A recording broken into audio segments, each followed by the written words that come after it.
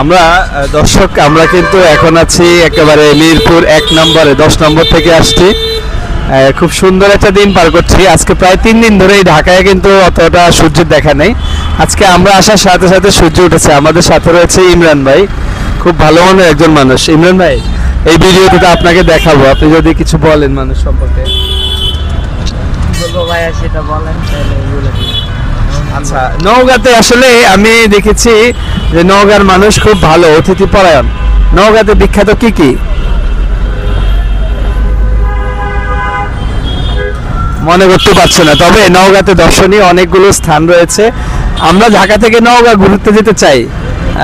আমরা কি নওগাঁর মানুষ কিন্তু থাকতে দেয় না। আমি কিন্তু কয়েকজনকে জিজ্ঞেস করছি যে আমাদেরকে একটু থাকতে দেন, কিন্তু ওরা কিন্তু নওগাঁতে বলছে খাইয়ে যান, কিন্তু থাকতে দিবে না। কেন কেন এটা বলে? মামা আপনি হ্যাঁ? জানা করুন না।